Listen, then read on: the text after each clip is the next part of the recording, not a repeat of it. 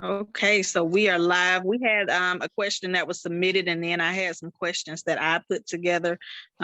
Just some things that I've heard, seen, or experienced myself. But the first question that was submitted was, what are some tips that I would give to a Christian couple or some Christian parents with a teen who thinks they may be gay? So number one, I believe in addressing everything in prayer, especially if you're a Christian household. Start with prayer and ask God to guide you. But secondly, I would say lead with love, because nobody's going to listen to you if you don't show love. And even when you are bringing quote unquote correction or anything like that, you want to do it in a way that is loving and reassuring. Now, when I say reassuring, I'm not saying that you have to just agree with the lifestyle that they choose. Now, the thing about it is, your children are going to live the life that they choose to live regardless. And it's not necessarily going to go in the direction that you want it to go. They're not necessarily going to follow the path that you see them following. And so we have to, as parents, be okay with the fact that they're going to live their own lives. Now, I will say, lay the foundation, teach them what they need to know, and then release it. You can continue to pray, but you cannot beat that child up for their decision. Just like you wouldn't beat them up if they had a drug addiction or anything else. You may not agree with what they're doing, but you still have to love on them. And now, when I say love on them, just like with a drug addiction or something like that, you don't necessarily have to participate in things. Now, I'm sure they would appreciate for you to participate in things, but if it goes against your conviction, I don't believe in being fake. I believe that you can love people and not always be in agreement with everything they say or do. Just like if I had a loved one who was a drug addict, I'm probably not going to just give them money if I don't agree with that lifestyle, right? So it's the same way with the child who is gay. You don't have to beat them over the head with the Bible, with scripture. You don't have to try to drag them to the church. You don't have to do any of that. What you do is you pray for them, you love on them, you teach them what's right, but you don't continue to badger them about it. And 9 times out of 10, y'all had a conversation before, so they know where you stand on it. But allow them to live their lives, allow them to make whatever decision they're going to make, just like God doesn't interfere with our free will. God, he tells us what the consequences are. We're free to choose, but we're not free from the consequences. And that's not an original quote. That is, I don't know who originated that, but it's so true. We can choose whatever life we want to live, but we're not free from the consequences. Whether they be positive or negative, you're still going to experience whatever you're going to experience as a result of your decisions, whether good or bad. So teach them what you believe to be right. Don't get mad if they reject your truth. And just continue to love them. And be honest. You don't have to fake it to bake it. You don't have to change your moral standard, because you have your own belief system as an individual. You have your own belief situation. So neither one of you has to compromise what you believe. What needs to happen is you live peaceably, and you coexist. Again, you don't have to go along with everything that they choose to do.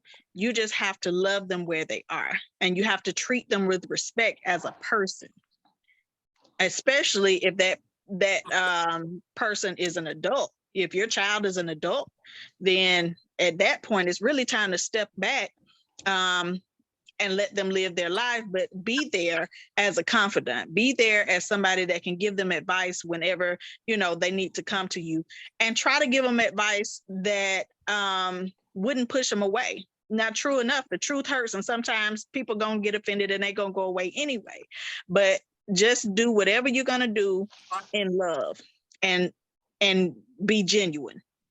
And so for those who just joined, the question was was requesting tips for Christian parents with teens who think they might be gay. And so I was just saying, number one, you pray about it.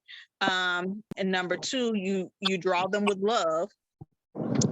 And number three, you release it. You let them go. You let them experience whatever consequences, come with that, whether good or bad. All you can do is all you can do. And like I said, whatever your conviction is, you don't have to fake the funk. If it's something that you don't agree with. But again, you still need to show love, and you still need to love them where they are. You don't have to, you don't have to compromise your values, but you do have to respect their decisions. I have a question. Go ahead. First, I would like to comment. This is definitely a loaded question, because it's so prevalent, even the more during today's culture. Whereas, I mean, I know I'm a little older, but not too seasoned and mature. That it was kind of a closet thing, or something of a reserve, or it wasn't kind of given a light like it is today. It may have, I just didn't notice it because I felt like more people were in private, and then you came out with your decision, where now it's like more prevalent. Teens feel more free and relaxed to be themselves in the culture that we have, maybe because of social media.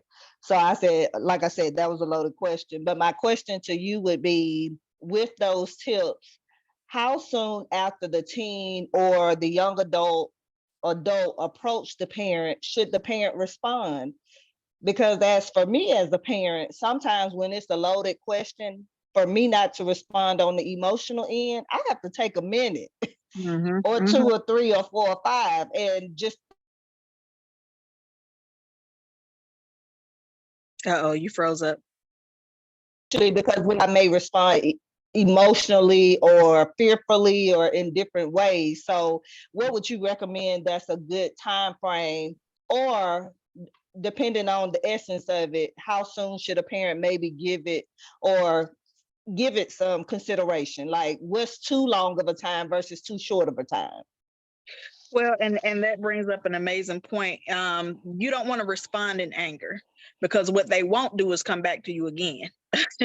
And so you kind of have to know yourself. Number one, you need to know, how you would respond if something, that totally changed your view of things, how you would respond to that. But I would say, give me a day. This is something, if it took you by surprise, this is something that took me by surprise. Let me process it for a day, and then we'll come back and talk about it, and set a time. Don't just say we'll talk about it, later. Say we'll talk about it tomorrow at 5. We'll talk about it, set a time, because you're more likely to stick with it if you set a definitive time.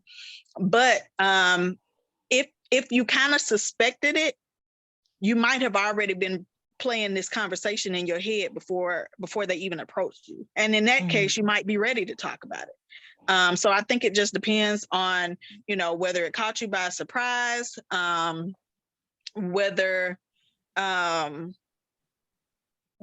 you are shocked by it, how your feelings are about it, whatever the case may be.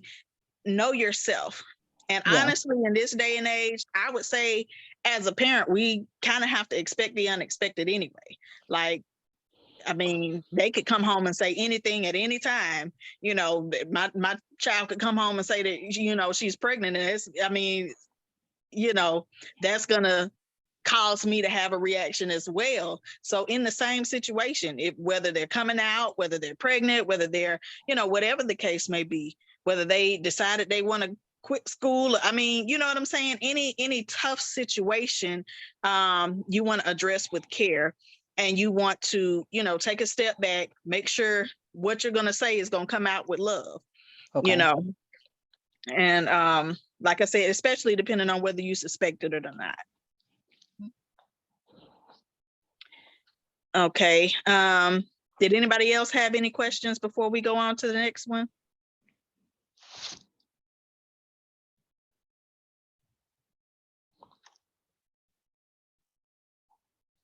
Okay. All right. So the next thing I wanted to address was toxic kids.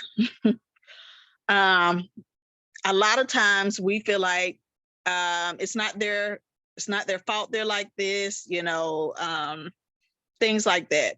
But having worked in juvenile justice system, and I'm not saying this in a jaded way, what I'm saying is there are certain situations where a child has, let's say, for instance, oppositional defiance disorder, meaning that they are fighting you, they are destructive, they're disruptive, they're defiant, they're doing any and everything that is literally killing you or breaking your spirit or causing you to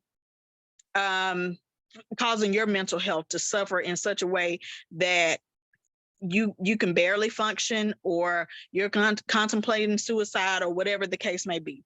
So a toxic kid is pretty much the same thing as when you're in a toxic relationship with somebody. And I don't mean the typical teenage attitudes. I don't mean that, because they're gonna have that. I don't care how good you raise them. A lot of times, we think it's our parenting. Sometimes they just going through some things. Sometimes something happening at school. Sometimes it's the hormones playing a part. Whatever the case may be, kids are not toxic just because they're being kids. When I say toxic, I mean violent. I mean stealing from you. I mean causing your household harm, like real harm, like you got to lock your doors, or you know what I'm saying, things that are on an extreme tip. That's what I mean by toxic. And a lot of times you will see that the root of that is some type of trauma, but there are instances where the kid hasn't had any trauma. They just have something going on. Now, my personal conviction is it might be something spiritual going on. However, it could be something psychological going on where medication might be needed. There are different reasons why a child may behave in a toxic way. And I believe that prayer alone is not going to save you in that. You're going to have some kind of intervention. And we in the Black community don't really like to talk about it, but sometimes you're going to have to get some help, whether it be from somebody they will listen to or whatever the case may be. Now, that may look like getting them a mentor. That might look like getting them a counselor. That might look like involving them in activities. That might look like some type of, intervention with your pastor. We're not doing any exorcisms or anything, but I'm just saying, like, prayer and all of that stuff. But there are times when the child ends up having to go into the system because your life is in danger. And a lot of times, I'm not saying that's the route to go, that's a last resort, but before it's me or you, I would rather put you in, in the care of somebody else who, I'm not going to kill you and you're not going to kill me. And as bad as that sounds, the reason I'm bringing this up is because in the news, we are seeing more and more parents killing children and children killing parents. And so what I'm saying is, before it gets to that point, an intervention needs to take place. And we can't be afraid to ask for help. We can't, especially like I said, in the Black community where, people judge us when we can't get our kids under control, So what I'm saying is, don't be afraid to get help. Don't be afraid to admit what is going on in your house. Now, I'm not saying tell everybody, because everybody can't handle that, but you need to tell a professional that can really help you to dive into whatever the issue is with this kid. And like I said, be willing to get help from people outside of yourself, because it may just be that you just aren't seeing eye to eye. It may be, like I said, a spiritual thing. It may be a medication thing. I'm not quick to, put kids on medicine either, but some things are needed, even at a young age. Now, true enough, some kids, they will not diagnose because of the age, and certain things are appropriate for the age. But you can at least start intervention, and you can at least start getting some things documented, so that when it's time, when they're old enough to get that help, then you have enough for them to see, okay, this child really does need this help. before it gets to that point, what you can do is try to have real conversations with your kids. I am a firm believer in making time to listen to your kids, because from what I have seen is that a lot of times kids act out when they don't feel heard, just like we do. Even, when we look at the riots and stuff that have happened as a result of, racism or any kind of injustice, we riot because we don't feel heard. Kids do the exact same thing. So if a child is not feeling heard, they're going to act out to get your attention, because that's really what most of this boils down to is, I want your attention. You're not looking at me. You're not paying attention. You're not talking to me. And we talk about the kids being on their phones, but some of us are just as bad. We on our phone from the time we get home to the time we go to bed, and we haven't said 6 words to little Jimmy, and so we have to invest our time and talk to these kids. We have to, and I'll just give you an example. With my kids, I have 4 kids. I have a full-time job. I do, my counseling on the side. I'm in school. I have a lot of life going on, but I schedule time with each one of my kids. On Saturday morning, they get mommy and me time, where it's nobody but me and that one child. And we talk about whatever they want to talk about. It's a no judgment zone. They can say whatever they need to say. Now, I do ask them to say it respectfully, but in that moment, I'm not going to judge you. If you slip up and say a cuss word, I'm not going to slap you. Like they have a certain freedom there that they are able to talk about what's going on in their lives. It doesn't leave the room. I don't go back and I don't talk to my husband about it now.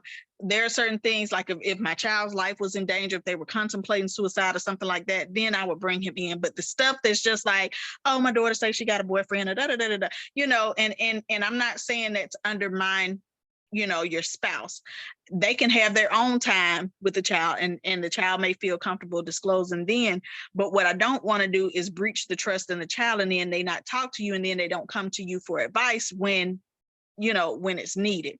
And so certain things, I may bring it up at a time when it's appropriate, but we never actually talk about, what's said in mommy and me time.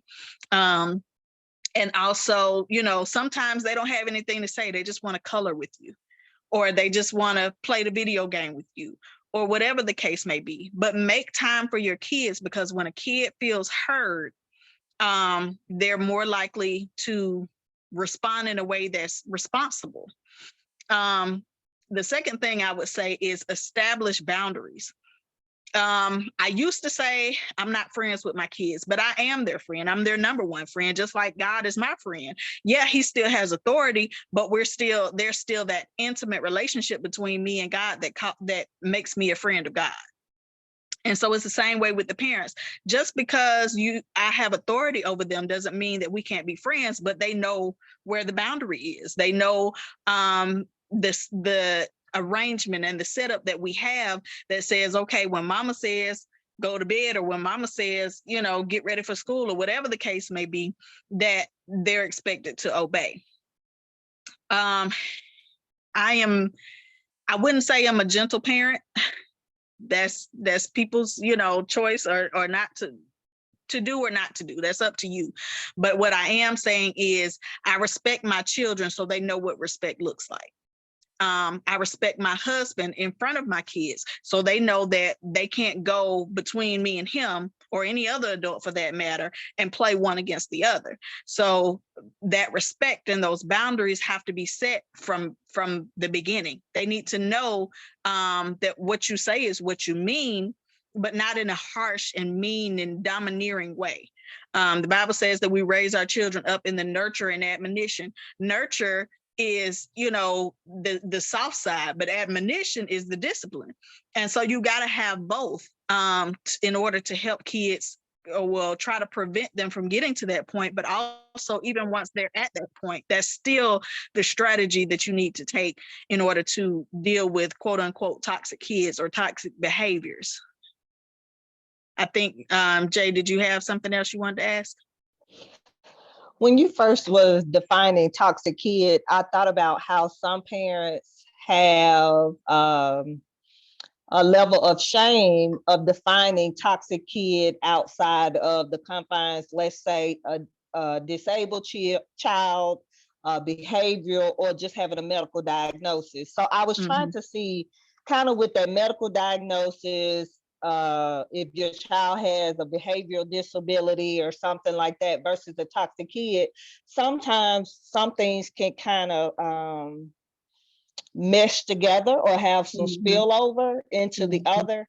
What are some, I guess, some, I don't even want to say harsh definitions that or some very strategic ways of looking at how can you separate the 2, 3, or 4 diagnosis? Is it a way that we may could document it and maybe discuss it with who? Do you just discuss it with your pediatrician? How would you start that journey of saying, hey, I have these list of concerns. How do I know if this is toxic, disabled, behavioral, what is this? Because I may not have the language you have to give it definition. So if I Mhm. have these list of characteristics, where would I start with that? Like, this is a list of characteristics that I see healthy or good habits, bad habits, or questionable habits.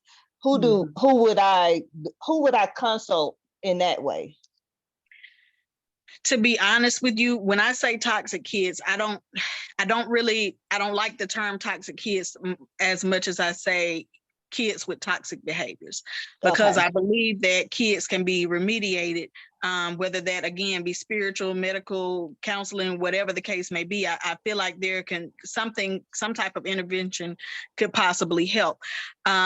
What I would say is, if you are fearful of your child, whether you're fearful that they will harm you, whether you're fearful that they'll damage your property like on purpose, whether you're fearful that they will hurt like another child, like their sibling, and the sibling has to keep their doors locked, like just an intentional malice, or like an intense manipulation. Kids are manipulative by nature, but what Mm-hmm. I'm saying is, like, it's to the point where you're fearful. That's an indication of being in, it's almost, again, I liken it to an abusive relationship. So the same signs that you would see in an abusive relationship between you and a partner is the same signs that you would look for with a child, except you have to take into account that the child is reliant on you for, like, you know, necessities and needs and things like that. So, them using you for your, your food, that's one thing. But them threatening your life is a whole nother thing. You know what I'm saying? And I do so, have one example to my point. My daughter, over a span of a year, I was noticing different behavior patterns. And I did get to the point that I was scared of either my reaction or her response to me, because it kind of was a really bad rub. We were really not getting along to the point that I felt, well, do we need counseling? Do we need mother and daughter counseling? Maybe, am I a girl's mom, boy's mom? I was trying to just do everything in my power to say, well, do I know I love her, but do I like her? You mhm, know, this behavior she's displaying, I'm thinking, is this my side or her dad's side? I'm just, but what I didn't know medically when I was talking to the pediatrician, like, how do you know if you need to have counseling with your daughter? Because it's just we're so far apart, I'm not reaching her. And mhm, what I didn't know medically, she was going through something over a period of a year, and mhm, I should have been more in tune because she didn't know how to tell me that was happening. It was mhm, almost like she taught herself how to live within this medical diagnosis that mhm, created the bad behavior or the behavior mhm. that I thought wasn't healthy for the household. And I Yeah. felt like, well, could she be suicidal? I don't want her to be a self-mutilator. Just take the door down. She don't need to have a door. And it was like, I don't know where she's doing with this. And I was so fearful for her because I felt like she was holding so much in, but it was hormonal. And I was Mhm, like, what? Her mhm, blood platelet counts tanked. mhm, Medically, her blood, she was just tanking in her blood, and she just needed more of more blood given to her body. And I didn't realize her body starving for that created mhm, such a off balance hormonally. And we're talking about a 9 and 10-year-old. And I'm Mm-hmm. like, well, what is her body saying? I'm thinking, is this puberty? Is this menstruation early? We couldn't give it a voice, so it was strange. Mm-hmm. And so I had a combination of things, and I had all this information, Mm-hmm. and everything just went out the door. And it was like, no, mom, she just lost a lot of blood. And I was like, that's it? And of course, after they, the hematologist and did all they were going to do, she's a much better person. So it was proven that it was her body tanking, and she Mm-hmm. taught herself how to live in silence because she thought that was normal. But me not reporting it over a year, she got to the point that a blood clot could have took her out, and Mm-hmm. we was right at the verge of it. That it was right, it was so close. And I was like, wow, if I didn't speak up when I did, I could have lost my daughter, because I Mm-hmm. thought that was a pattern of behavioral or just defiance. Mm-hmm. And so I guess that's my thing, is I do like the suggestions you gave about safe zone, boundary. And then I added the definition you said with the friend zone. I like how you redefine that, because a lot of times in our culture we don't say friend. Mm-hmm. And so I like that. And then I added consistency, because I noticed in my boundaries of the friend zone, I was buying her affection because I Mm-hmm. thought that's what she wanted from me, to give her gifts. Mm-hmm. So yeah, it's almost like redefine like the overall definition of what you consider these uh toxicity behaviors to be. Mm-hmm. Yeah, and that kind of goes back to what I was saying earlier, is getting help. You would have never known what was going on with your daughter had you not sought out a professional. And again, the source of their behavior can come from so many different places, and so you really want to exhaust all the the possible things, and even look at sexual abuse. A lot of children act out when there's some type of sexual abuse, and that is not the case with your daughter, but it may be the case with somebody else's daughter, where somebody touched them, and it could have been a family member, male or female. It could be anybody. Somebody might have touched them, and now they're just acting out, and you don't know where this came from.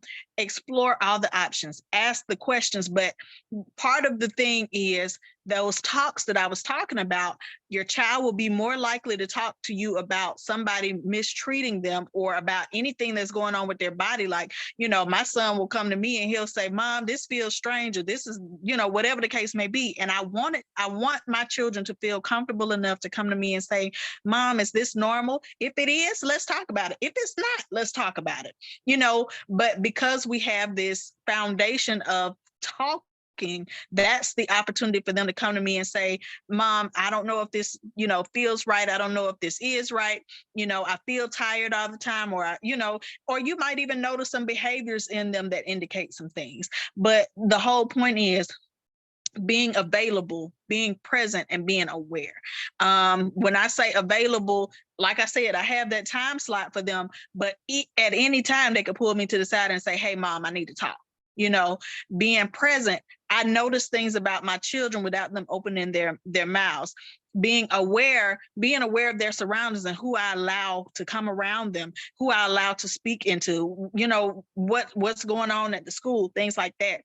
You need to be able to do all those things so that when something comes up, you can kind of recognize it before it gets too far gone, And so, like you said, you noticed that in your child, and you spoke up, you advocated, at the, pediatrician or whatever, and it allowed you to get some resolve. And I'm sure she feels a lot better as well. Kirk, let me not call you Kirk. I said I was gonna call you Eric from now on. But Eric, did you have anything you wanted to add? Man, I'm sitting here just really enjoying this. I, it's funny that everything that you're talking about, it's like, man, I just went through that, which is like really intriguing to me because it's so spot on.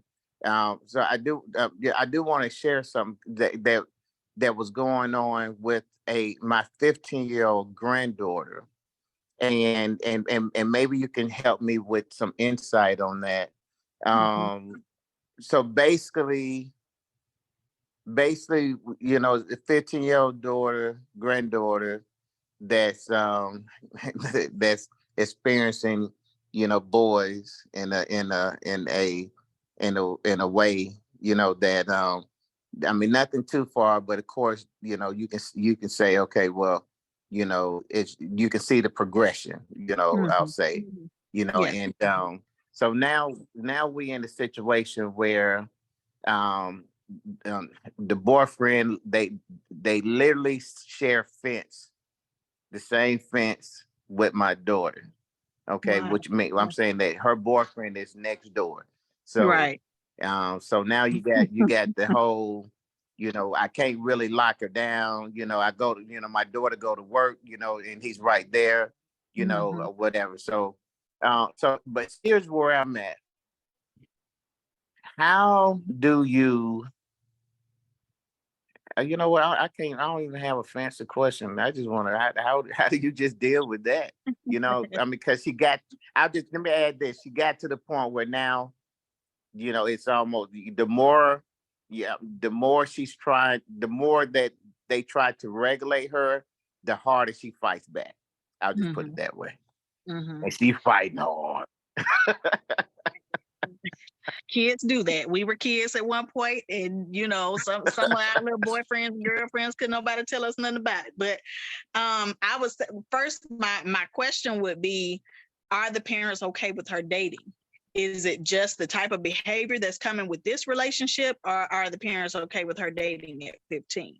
Right. See, I think that what happened, I mean, this is just being, I think what happened was they um they were okay with her dating, but because she went from, you know, her progression on how she related to the opposite sex just kind of changed overnight.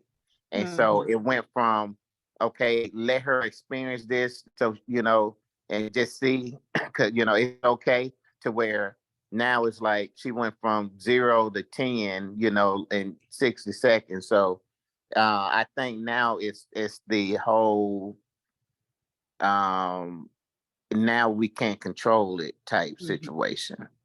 So it's almost like, okay, now they done let Pandora out the box, and now we can't get her Yeah. back in.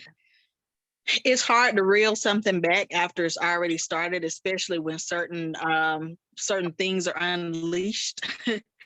Certain feelings are Hmm. unleashed, some experiences are had. That can be really difficult to pull back. um, I would say, even the thing is, anybody below 26, his brain is not fully developed. And the last thing to develop is that frontal part where rational decisions are made.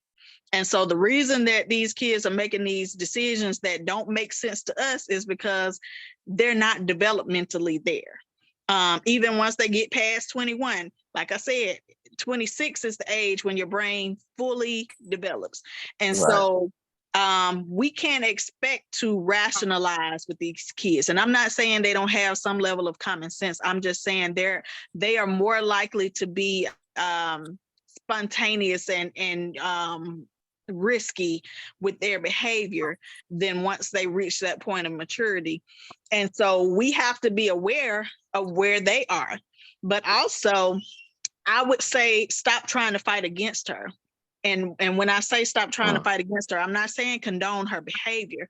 What I'm saying is try to set up some times where, you know, let's all go to the movies, or let's all go to the park, Mm. or let's all, do some things. Um let me and the child's father take this little boy out to dinner, and let's just have a talk with him. You know what I'm saying?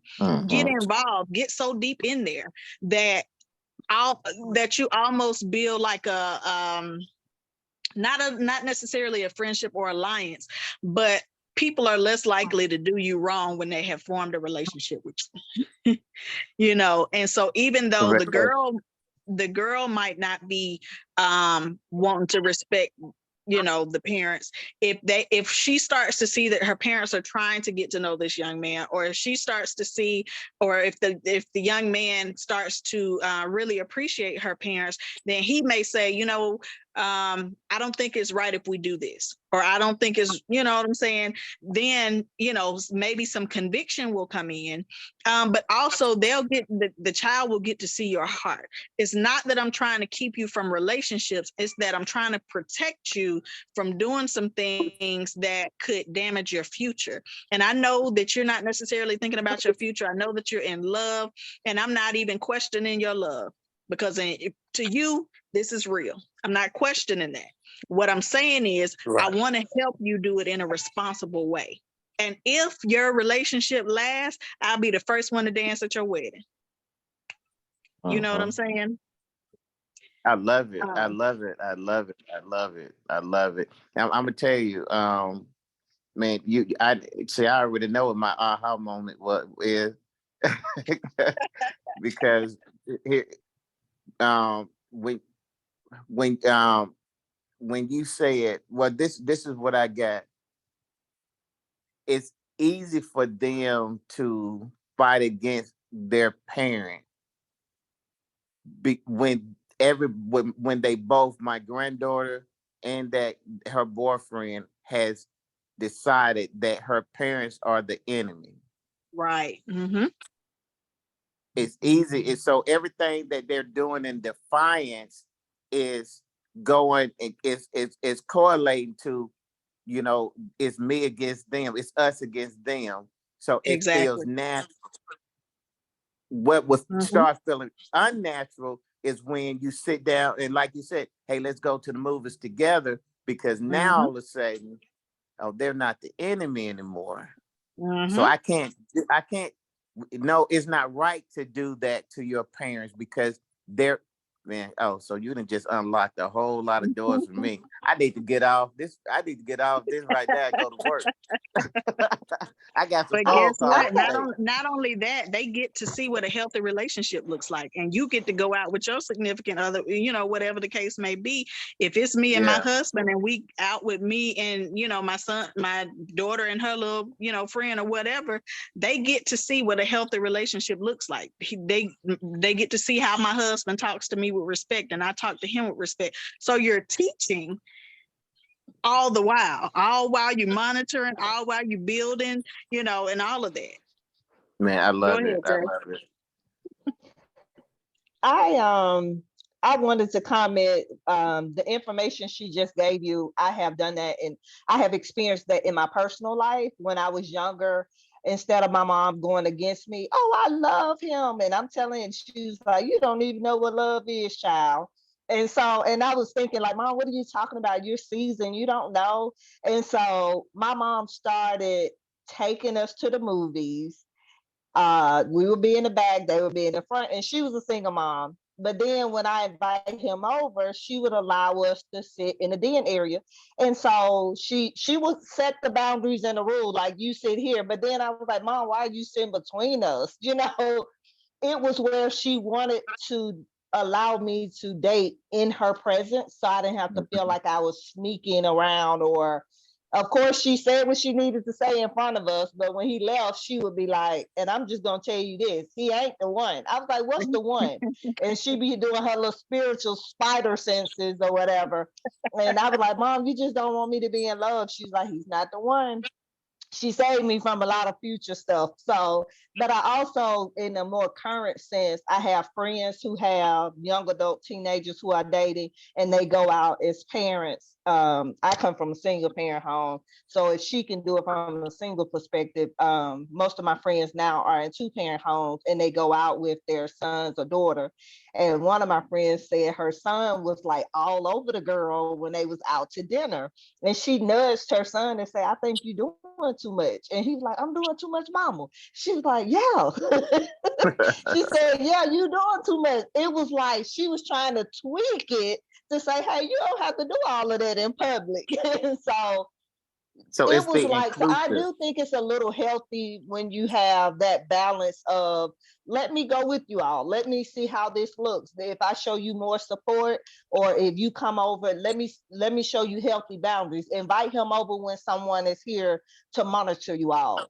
That's great advice, because I've seen it personally for me, and that was way in a single parent household, and then I've experienced it from friends who are more current, who goes out with their children now and help facilitate what that looks like and what's too much, get the door, making sure you're treated like a queen and all this other stuff. And so I like Absolutely. that idea, because it seems like you're supporting me through the process versus rejecting me and allowing me to have this adolescent, young adult feelings and emotions that most kids have. But it And was Yeah, here's probably a hard that's space. perfect. It's probably a very difficult, hard space that you have to find what works for you. But I remember when my mom did that for me, and it kind of came back to my mind when she was saying that. Like, my mom would literally sit between us on the couch, and we all be in there just watching TV, having a good time. So, but here's the That's thing awesome. too. You don't have to if the relationship doesn't work, then you can't be blamed. You know what I'm saying? They can't say, well, Absolutely. you destroyed my relationship with him, we could have been something, and then they can't hold that grudge against you, because the relationship naturally played out the way it did. I mean, that's so perfect. That is so perfect. Because they could have been on a collision course, would break up anyway. But mm, that daughter, her all of that anger would have been focused on her mother, because if you would have done this or would stop doing this, we would still be together. The truth of the matter is, y'all was gonna break up anyway, but she's not gonna allow that to be the reason. It's a whole it's a whole lot easier to blame somebody else than to take responsibility. And that's why that is so important. I love both of y'all. I mean that's just perfect. I love it. Awesome, awesome. Patricia, I want to give you a minute to say anything. We got about 5 minutes before the top of the hour, but I wanted to give you an opportunity to speak if you wanted to say something. I actually do not. Can you guys hear me? Okay, I don't have anything. There have been some great questions, some great comments. Uh, it's just good stuff. I have a pretty open relationship with my kids. We talk about some of any and everything. They are not perfect. Some of their lifestyle choices and things may not line up with what I believe or agree with, but I love them right where they are. And I keep an open door with them so that they they feel comfortable in talking with me. Um, I don't display every aspect of my life in front of them, because I do want them to view me as their mom.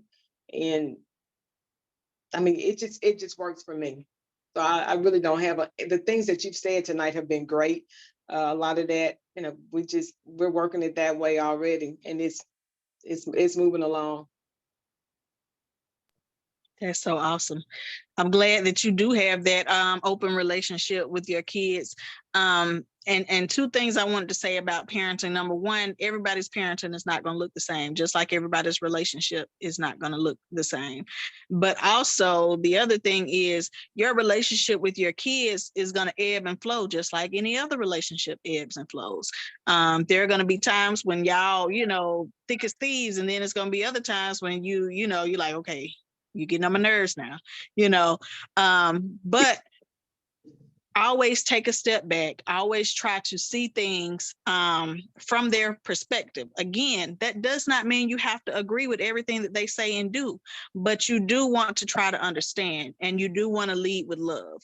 And so those are kind of the things that I try to do in my relationship with my kids.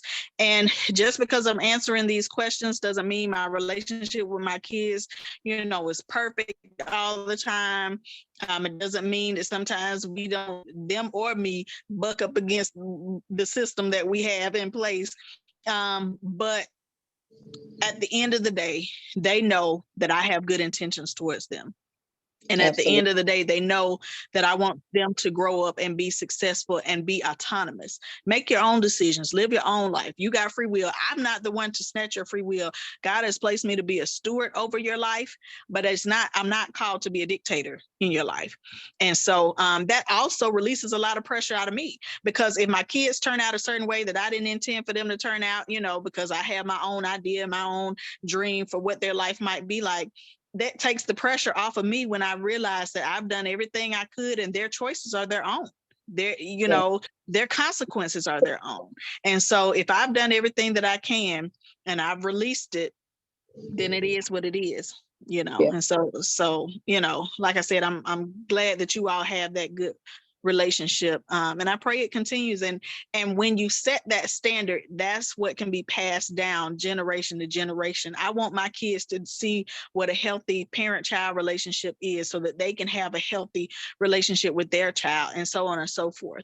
I don't want to continue any type of cycle where I'm parenting my kids in a way that, tears them down, and we do it this way because my mama did it this way. I don't want that. I want my kids to break the cycle of bad parenting. And I'm not saying, our parents were, all wrong or anything like that. What I'm saying is I want to pass down wisdom. I don't want to pass down curses.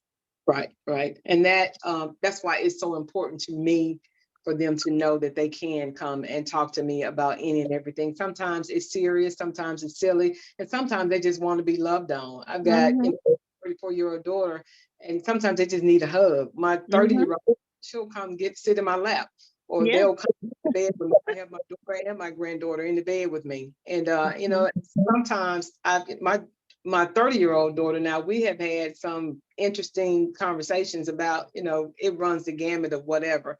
And I will always continue that. And she's doing that with her daughter. Right.